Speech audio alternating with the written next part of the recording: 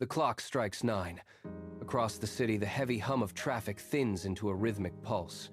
Office towers dim their lights, street corners empty, and millions of people surrender to the gravity of sleep.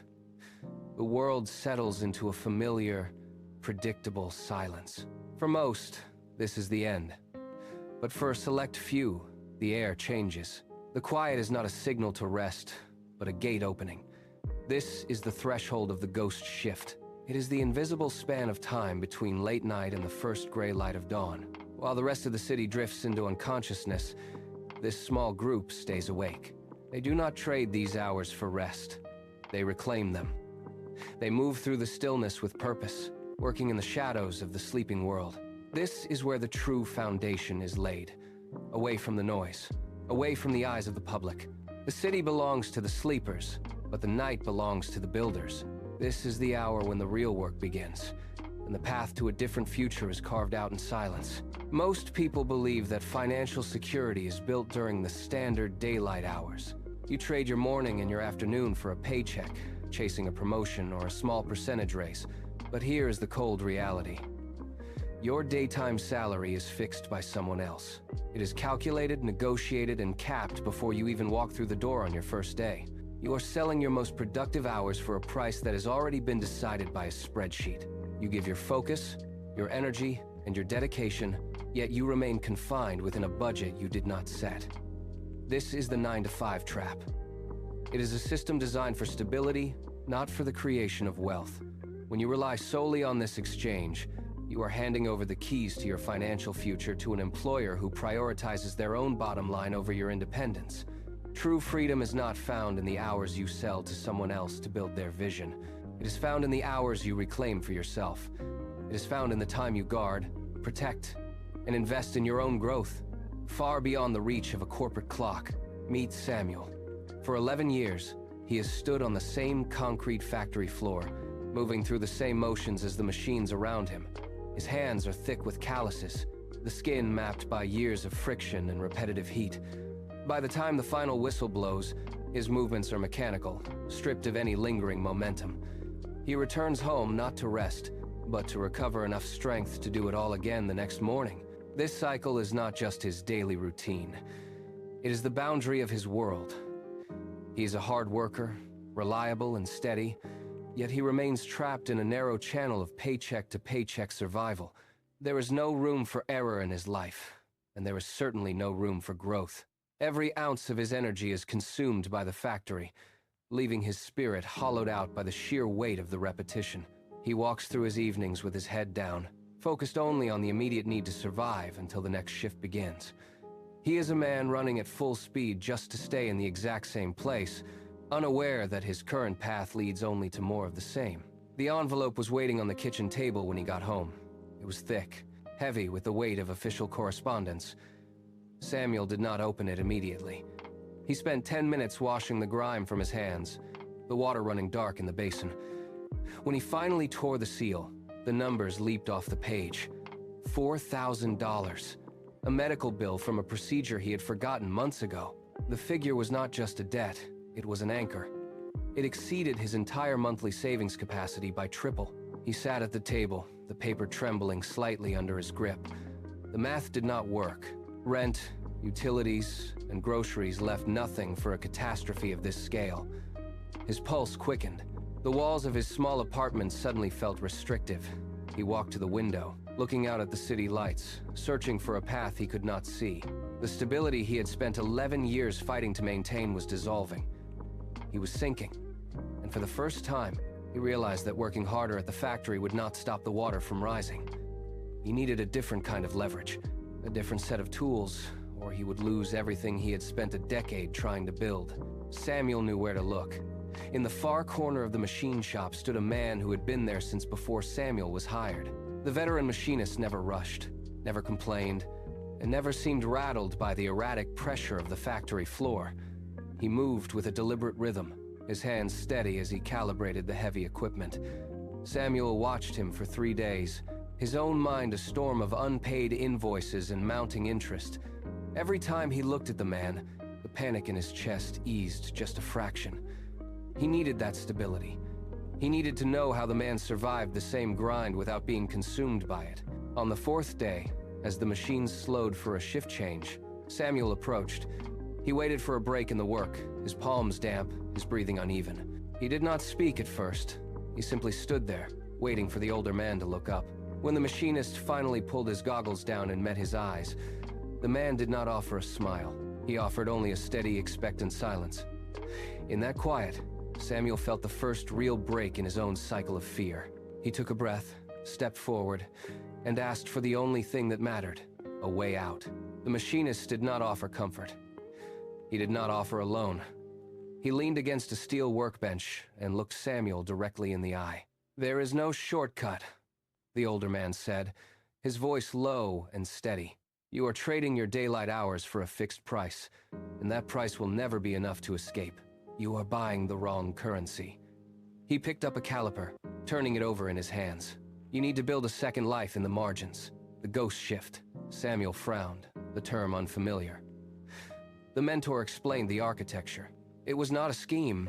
It was a brutal clockwork routine. From 9:30 until midnight, every single night, the real work began. No television, no rest, no deviation. Samuel would dedicate 1 hour to acquiring a high-value skill, 1 hour to executing that skill for profit, and 30 minutes to the cold, hard logic of finance. The mentor tapped the workbench, his expression unyielding. "It will be exhausting. You will want to quit every single night for the first year. But if you hold to the hours will eventually hold you." The desperation in Samuel's chest shifted, turning into something sharper, heavier, and far more focused. He was no longer looking for a savior. He was looking for a discipline. Samuel walked through his front door at 8 in the evening, his muscles tight and his head throbbing with the day's noise. The house was quiet. His family was already asleep. He moved through the rooms with heavy steps, the weight of the factory still pulling at his shoulders. He sat at the kitchen table, staring at the blank wall, the temptation to simply close his eyes and drift off, pulling at him like a tide. He looked at the clock on the wall, 9:15. He stood up, walked to the small desk he had cleared in the corner, and pulled out a single notebook. He did not turn on the television. He did not pour a drink.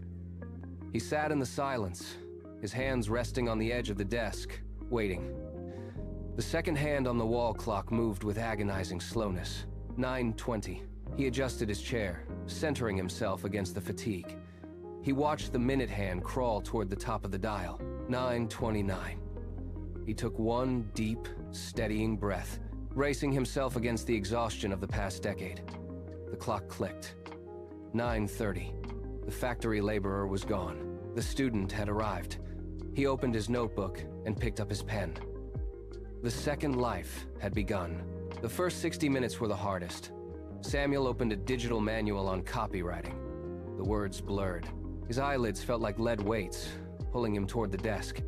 He rubbed his face, the grit of the factory still lingering on his skin, and forced his eyes back to the screen. He read a sentence about consumer psychology, then read it again. It did not stick. His mind wanted to shut down, to retreat into the numbness of physical exhaustion. He stood up, paced the small room, and splashed cold water on his face until his pulse quickened. He returned to the desk and took a new approach. He broke the complex concepts into tiny, actionable pieces. He grabbed his notebook and mapped out the logic of digital accounting, forcing his brain to bridge the gap between abstract numbers and tangible value. His hand cramped, but he kept writing. He was not just reading. He was dismantling the machinery of his own ignorance.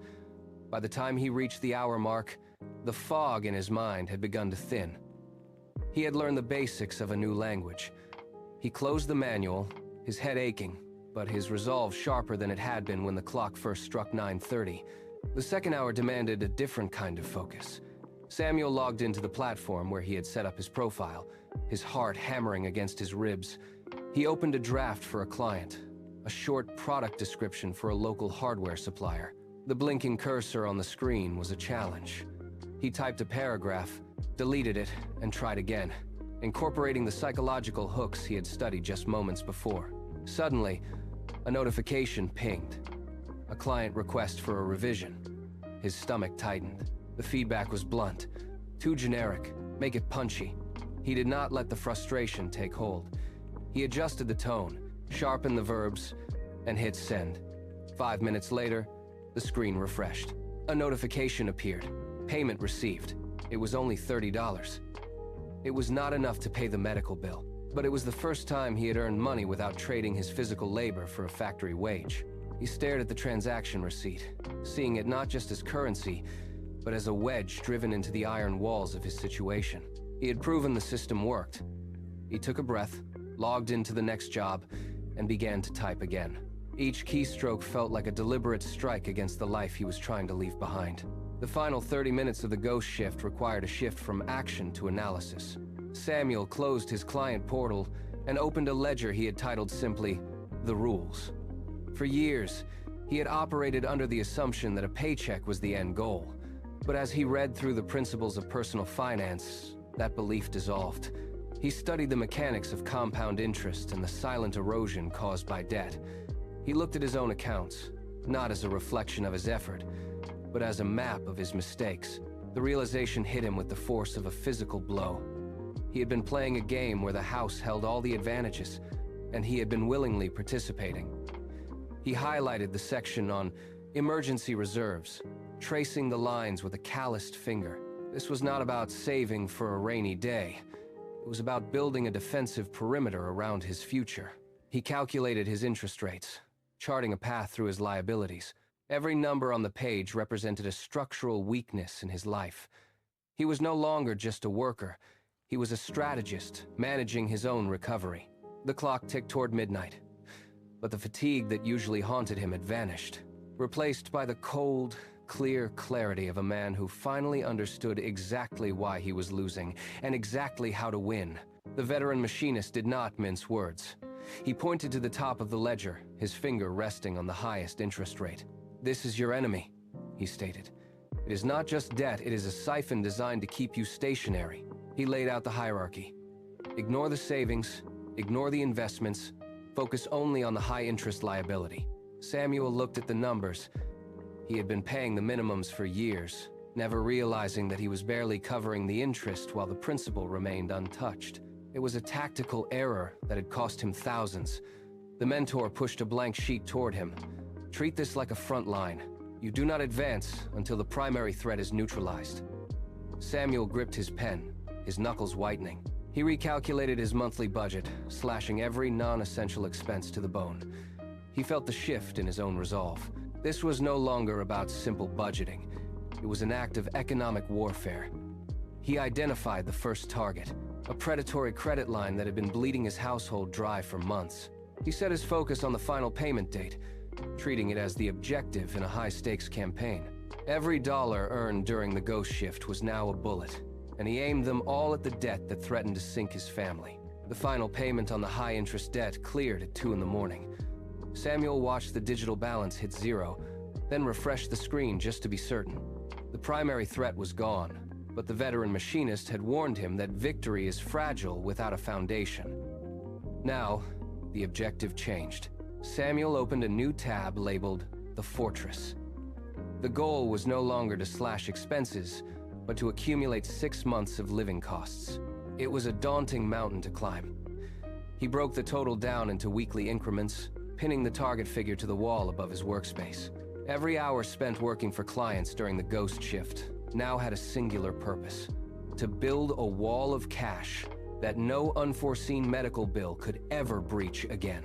He stopped looking at his account as money to be spent and started viewing it as a shield. He felt the weight of his previous vulnerability fading. This was the transition from survival to stability. He was building a perimeter that could withstand a layoff, a crisis, or any sudden storm. The room felt different as he worked. The silence of the night was no longer something he feared. It was the quiet of a man securing his home, brick by financial brick, ensuring that his family would never again stand on the edge of a precipice. The account balance grew, crossing thresholds Samuel had never reached. With that growth came a new, insidious pressure. He walked past a showroom window on his way home from the factory, his eyes locking onto the sleek lines of a new vehicle. It was a tangible symbol of success, something that would signal to the world that he had finally arrived. He checked his phone, calculating the monthly payment, and nearly reached for the door handle. Then, he stopped. The ghost shift rules echoed in his mind. He was strictly forbidden from spending his extra earnings on anything that did not generate further value. He looked at his current boots, worn and salt-stained from years of labor, and realized that buying a new pair was not a necessity, but a trap. He resisted the urge to upgrade his life. Every dollar he diverted towards status was a dollar stolen from his eventual independence. He returned to his desk, the fluorescent light humming above him, and opened his ledger. He stared at the column dedicated to his future investments. The temptation to indulge was a physical ache, a pull toward the immediate comfort of status, but he suppressed it. He closed the browser tab on the vehicle and instead increased his monthly contribution. He was not here to look successful. He was here to build a legacy that would outlast his own fatigue. Every cent earned in the ghost shift was funneled back into the market. Samuel watched the numbers move, not as static currency, but as seeds planted in fertile soil. The first year had been a struggle for every dollar, but now the math began to shift. He tracked the growth on a spreadsheet, watching the tiny, incremental gains start to stack upon each other. It was the principle of compounding, the silent engine that moved wealth from a linear path to an exponential one. He reinvested the dividends. He reinvested the interest. He stopped seeing his account as a bank balance and started seeing it as a mechanical system. A gear had begun to turn. At first, it took all his strength to nudge it, but now, the weight of the previous months carried the momentum forward. He sat at his desk, reviewing the monthly report, and realized that his investment income had finally reached a point where it was generating its own growth. It was a subtle, invisible shift. The money was no longer just sitting there. It was active. It was working. He felt the tension in his shoulders ease, replaced by the cold, logical satisfaction of seeing a machine he had built finally operate on its own. He was no longer just trading time for money. He was buying his freedom, 1 cent at a time, watching as the momentum of his own discipline began to pull him toward a different life. The momentum had a price, and it was being extracted from his body in real time. Months of the ghost shift had turned Samuel's nights into a blur of gray light and jagged concentration. He sat at his desk, the clock ticking toward midnight, but the letters on his screen refused to hold their shape. His eyes watered, stinging with a dryness that no amount of blinking could fix. He rubbed his palms against his face, feeling the grit of his skin, and tried to force his mind back into the copy he was drafting. Every line felt like moving lead. His head dropped, his chin hitting his chest, and he snapped back upright with a jolt that left him nauseated. The room seemed to tilt. He reached for a glass of water, his hand shaking enough to spill droplets across the desk. He wiped them away with a sleeve, his movements sluggish and uncoordinated. He stared at the screen again, but the text was a shifting, indecipherable mess. His lungs felt shallow, starved of air, and the back of his neck burned with a steady, throbbing ache. He was no longer working with energy. He was working with the raw, vibrating nerves of a man who had forgotten the feeling of rest. He gripped the edge of the table until his knuckles turned white, fighting the urge to close his eyes and simply let the darkness take him. The screen chimed, a sharp, metallic sound that sliced through his haze. Samuel leaned forward, his eyes struggling to focus on the inbox. A single email from his primary client arrived. It was short. They were terminating the contract, citing a shift in their internal strategy. His chest tightened. That income was the bedrock of his ghost shift progress. He stared at the words until they blurred. Before he could process the loss, his phone buzzed with a message from his floor manager. A misaligned gear in the factory had stalled the main line for an hour. Because he had been the one on the station, the error was logged under his name. The penalty was immediate. All overtime for the week was revoked. He dropped the phone onto the desk. The silence of the room felt heavy, suffocating. He had lost his primary side income and his main source of supplemental factory pay within the same hour.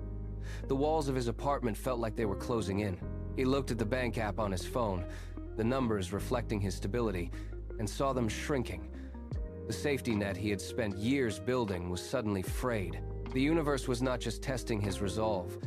It was actively dismantling the foundation he had fought so hard to lay. Samuel pushed his chair back, the legs scraping harshly against the floorboards. He stood, his legs trembling with a fatigue that settled deep into his marrow. He walked toward the bedroom, his feet heavy, each step an argument against continuing. He stopped at the door. The room was dark, filled with the steady, rhythmic breathing of his family. They were safe, for now, but the numbers in his mind were screaming. If he quit the ghost shift, the debt would return. The medical bills would pile up again. He watched the rise and fall of the blanket, the simple, fragile peace they enjoyed. It would only take one more mistake, one more month of lost income, to shatter this. He leaned his forehead against the doorframe, the wood cool and unyielding. The temptation to collapse into the bed, to let the cycle end and just sleep, was a physical gravity pulling him down. He looked at his hands, calloused and shaking. To fail now meant losing the only progress he had ever made. The silence of the house was absolute, a heavy weight that pressed into his chest. He stood there, caught between the exhaustion that begged for rest and the fear that demanded he stand back up. Samuel pulled his forehead from the doorframe and took a slow, rattling breath. He looked at the bed one last time, then pivoted. His boots hit the floorboards with a decisive thud as he walked back to the desk. He did not look back. He pressed the power button on his laptop. The machine hummed to life, a small artificial light blooming in the darkness of the kitchen. He pulled the chair out, the wood screeching against the floor, and sat. His hands were still shaking, but he locked his wrists on the edge of the table. He opened the project file. The cursor blinked on the white screen, a steady, rhythmic pulse. He started typing. The first sentence was slow, deliberate, each key press requiring a conscious effort to overcome the leaden weight in his limbs. He did not stop. He corrected a typo, deleted a redundant phrase, and kept moving. The fatigue was still there, a dull ache in his shoulders, but the paralysis had shattered. He was building. He was working. The ghost shift had claimed him for another night, and for the first time, he did not fight it. He leaned into the glow of the screen and let the work drown out the fear. The final statement sat on the screen, a collection of digits that had defined his existence for over a decade. Samuel stared at the total. $120 remained. He moved his hand, his skin dry, his grip on the mouse tight. He entered the payment amount, his keystrokes echoing in the quiet kitchen. The screen refreshed, showing the balance shifting towards zero. He stopped. His chest felt tight, the air in the room suddenly thin. He looked at the balance one last time, a cold, hard number that had stolen years of his life. He took a breath, held it, and clicked the button labeled Submit. The page flickered. A loading icon spun for a heartbeat, then vanished, replaced by a green banner across the top. Payment successful. Zero balance. He leaned back, his chair creaking. The pulse in his neck slowed. He exhaled a long, shaky breath, letting his shoulders drop for the first time in years. The screen glowed, illuminating his face. The crushing weight that had sat on his chest every morning, every shift, every night, was gone. He looked at his hands, then at the empty debt field. It was finished. With the debt cleared, the focus shifted to the reserve. Samuel opened his savings portal. The graph showed a steady upward climb, the line creeping toward the 6-month mark, the fortress he had been building for 3 years. He calculated the final transfer, his fingers moving with practiced efficiency across the keypad. He entered the digits, verified the account, and clicked confirm. The progress bar filled. It hit the target. The number now sitting in the account represented exactly 6 months of his family's living expenses. He stared at the screen, waiting for the familiar spike of anxiety, the phantom fear of an unexpected bill that had haunted him for a decade. It did not come. He stood up and walked to the window, looking out at the dark street. For the first time in years, the silence of the night did not feel like a threat. It felt like a foundation. He looked back at the glowing laptop, then at his own reflection in the darkened glass. The constant, gnawing tension behind his eyes had vanished. He breathed in, deep and steady, feeling the air fill his lungs without the usual resistance of worry. He was no longer sinking. He was standing on solid ground. The next morning, Samuel sat at the factory break room table with 2 documents in front of him. On the left, the bi-weekly factory stub, earned through 40 hours of physical labor. On the right, the digital printout of his ghost shift revenue for the same period. He held his pen, tapping the nib against the table as he checked the totals. They were identical, down to the dollar. He read the numbers again, then a third time, his eyes flicking back and forth between the paper and the screen. The factory was loud, the machine hum vibrating through the floorboards. But for the first time, the noise did not feel like a cage. He looked up at the assembly line. He watched his supervisor walk past, barking orders at the crew, and felt the shift in his own posture. He did not need this paycheck to keep his family fed. He did not need the overtime hours to cover his rent. The factory had transitioned from his master to a choice. He folded the two papers, tucked them into his pocket, and stood up. He walked back to his station, his movements precise and unhurried. He was no longer working to survive. He was working because he chose to be there. Samuel walked into the kitchen, the floorboards creaking under his weight. He stopped behind his wife, who was staring at a stack of household bills, her fingers tracing the edges of an overdue notice from 3 years ago. He set his laptop on the counter and turned the screen toward her. He navigated to the medical provider's portal, the cursor hovering over the account summary. He clicked the link.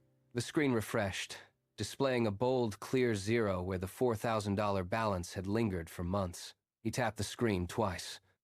She looked up, her eyes scanning the lines of text, then back to him. He pulled out his phone, opened his contacts, and scrolled to the name of the billing department. He pressed delete. The entry vanished. He closed the phone and placed it flat on the table.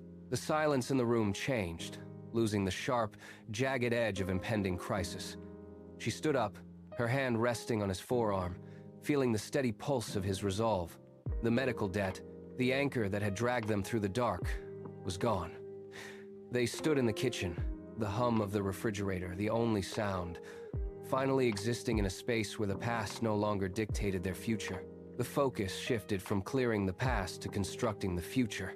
Samuel opened his banking dashboard, his finger hovering over the transfer button. He initiated the first automated sweep of his ghost shift earnings into a diversified index fund. He watched the screen as the balance in his checking account dropped, replaced by the rising tally in his brokerage profile. It was not a sudden windfall, but a slow, rhythmic accumulation. He refreshed the page after 10 minutes. The total had moved by a few cents, a tiny incremental gain. He pulled out a notebook, recorded the exact time and the current yield, and closed the laptop.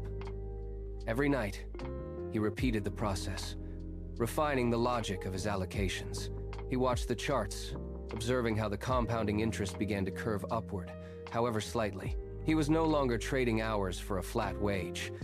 He was building a mechanism that operated outside the factory clock. The invisible hours were finally yielding visible fruit. He tracked the data points in his ledger, each entry a brick in a foundation that would not break. He was not gambling on chance. He was feeding a system that required no sleep, no rest, and no permission from an employer to grow. 3 years compressed into a cycle of repetitive, nightly discipline.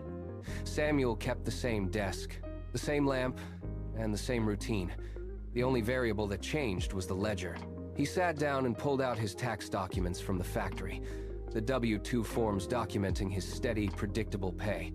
Then he opened the digital records of his ghost shift. He spent 20 minutes tallying the deposits from his freelance clients and the returns from his investment portfolio. He pushed the papers together on the desk. The numbers on the right side of the desk, the ghost shift earnings, were now significantly higher than the factory figures on the left. The gap was no longer a narrow margin.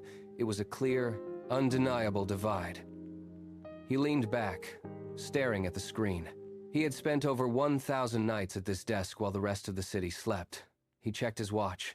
It was midnight. He closed his laptop, the screen going dark, and stood up. He walked to the window. The city lights were dimming, the quiet hours nearly over. He had not won a lottery.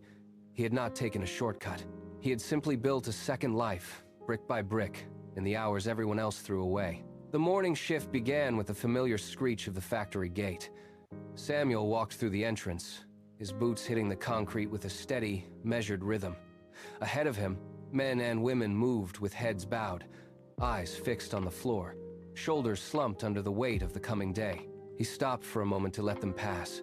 He felt the vibration of the heavy machinery starting up in the distance, a sound that used to signal his own entrapment. Today, it was merely noise. He walked past the time clock, his hand hovering over the lever he had pulled every morning for 11 years. He did not pull it.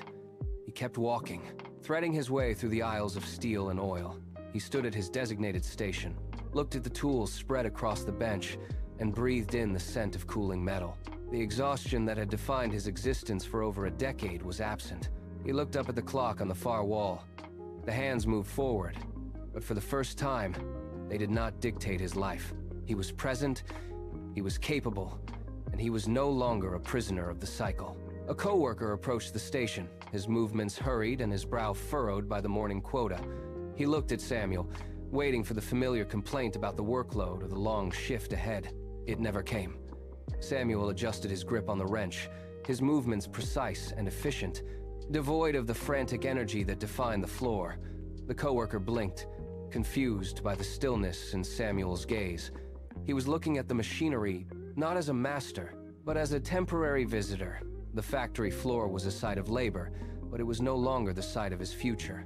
Samuel turned his attention back to the task, ignoring the low-level hum of anxiety that permeated the room. He had spent 3 years sacrificing evenings of hollow entertainment to build this foundation. His leisure had been the currency he traded for his independence.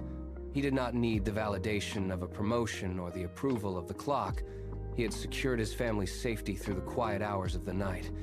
As the coworker walked away, Samuel stood taller, his posture relaxed, fully anchored in the reality he had created for himself. The factory lights flickered, casting long, sharp shadows across the concrete. Samuel watched the light dance over the steel surfaces, his mind cataloging the final steps of a process he had perfected in the silence of his home. He had mastered the ghost shift. The routine of learning, applying, and calculating was now etched into his nervous system. He picked up his primary tool, felt its weight, and set it down with clinical precision. The factory was a relic of his past, a place he occupied only in the physical sense. His real work happened when the world turned its back. Every hour he had spent at his desk while others slept was a brick in a wall he had built to protect his family. He realized now that wealth was not a product of the daylight hours everyone else chased. It was forged in the quiet. It was the result of a deliberate, solitary commitment to a future no one else could see. He looked at his hands, steady and capable. The factory clock ticked toward the end of the shift, but Samuel no longer heard it. He had already moved into the life he had constructed for himself, 1 hour of disciplined focus at a time. The ghost shift exists as a quiet correction to a common error. Most people assume wealth is a function of luck or a byproduct of status.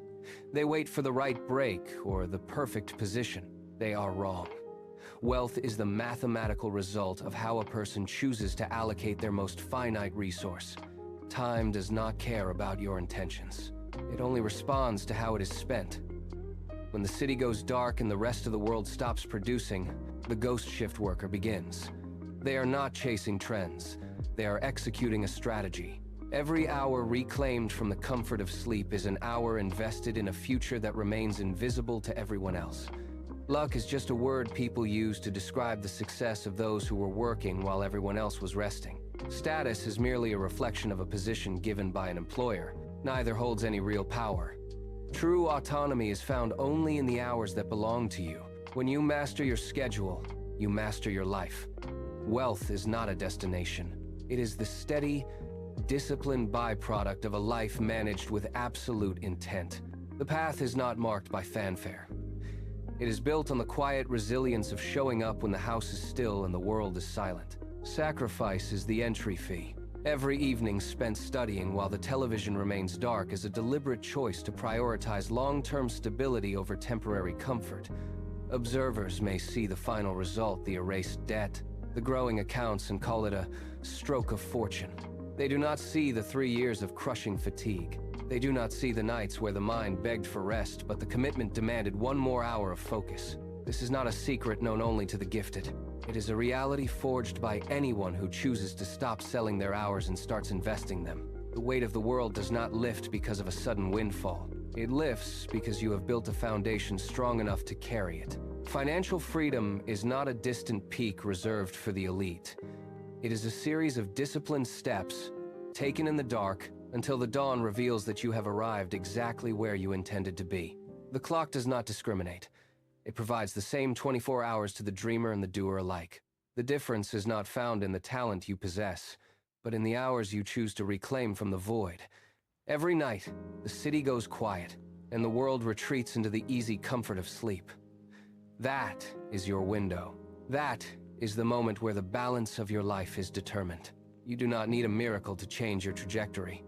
You need nothing more than the cold, hard discipline to treat your own time as a resource that belongs to you alone. There are no shortcuts. There are no secret doors.